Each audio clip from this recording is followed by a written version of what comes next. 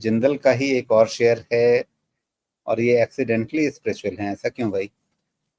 अब ये पूछ रहे हैं कि जिंदल 100 लिया है 213 पे, लंबी अवधि का इनका नजरिया है और 1 साल से अधिक का समय है। तो पहली चीज तो एक्सीडेंटली स्पिरिचुअल जी, और साथ में किसान भी हैं। 1 साल का मतलब लंबी अवधि का निवेश नहीं होता है। कम से कम अगर आप 3 साल से अधिक की सोचें तो फिर आप कहिए कि हाँ, आप लंबी अवधि का निवेश कर रहे हैं। अच्छा, अब क्या करें? जिंदल 213 का भाव है इनका। देखिए, इस एक्सीडेंट की रेमेडी है 190 के पास।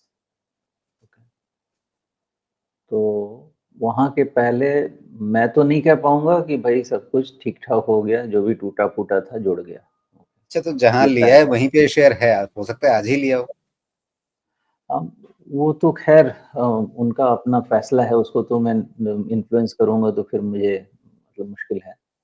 मेरा जो इसमें व्यू है वो ये है कि अभी इसका जो प्राइमरी ट्रेंड है ना वो हिला हुआ है। प्राइमरी ट्रेंड ही आपका गया हुआ है।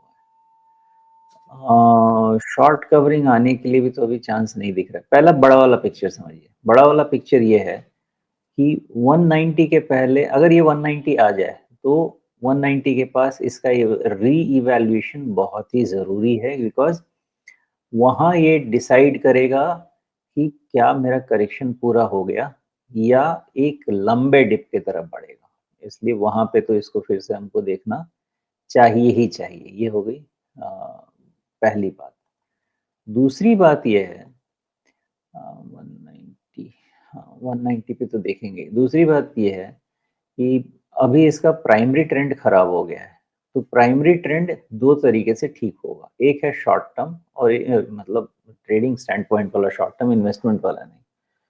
ट्रेडिंग स्टैंड पॉइंट वाला जो शॉर्ट टर्म है जहाँ से सप्लाई आई है व्हिच इज योर 243, इसके पहले आपका शॉर्ट टर्म मोमेंटम भी रिटर्न नहीं होगा। 243 है ना? हाँ, ठीक है। बीच में एक 233 भी आ रहा है, तो 233 के ऊपर शॉर्ट कवरिंग है और 243 के ऊपर ही फर्दर मूवमेंट है। तो ध्यान रखिएगा 233 के ऊपर में शॉर्ट कवरिंग 243 के आसपास तक तो होनी चाहिए। 243 के आसपास तक होनी चाहिए। अब इसका जो स्ट्रक्चर बन गया है, ये क्या बन गया है? प्रॉपर लोअर हाई का स्ट्रक्चर है। प्राइमरी ट्रेंड जा चुका है, मतलब आपका पैटर्न जा चुका है, मतलब आपका पैरामीटर जा चुका है। तो प्राइमरी ट्रेंड रिटर्न होने के लिए ये आपका जो टॉप बना है विच इज 286, तो जब तक अब उसके पहले उसका क्लोज नहीं होगा इसका प्राइमरी ट्रेंड नहीं आ सकता है। और जब तक प्राइमरी ट्रेंड नहीं आएगा तब तक 190 का थ्रेट नहीं जाएगा। इस चीज को बहुत अच्छे से समझें। ओके, तो 233 इम्पॉर्टेंट है शॉर्ट कवरिंग ट्रिगर होने के लिए, जो 243 तक लेके जाएगा। 243 के ऊपर अगर 2-4 दिन सस्टेन होने की कोशिश कर सकता है तो अपने प्राइमरी ट्रेंड को चैलेंज करने की कोशिश कर सकता है, लेकिन सक्सेसफुल होगा कि नहीं वो 290 निकलने के बाद ही डिसाइड किया जा सकता है।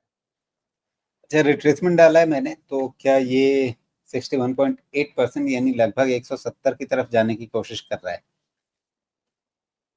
चांसेस हैं, क्योंकि करेक्शन ऑलमोस्ट 400 रुपए से चला आ रहा है ना, इसलिए मैं सीधा एक बार वहां से नहीं जा पा रहा हूँ। 190 पे ही रुक रहा हूँ, लेकिन चांसेस हैं कि 170 तक जाए, लेकिन 170 सस्टेन बिल्कुल नहीं होगा, ये पक्का है। क्योंकि 170 के नीचे सस्टेन हुआ तो फिर ये स्टॉक का मतलब very long term bear market है, very very long term bear market.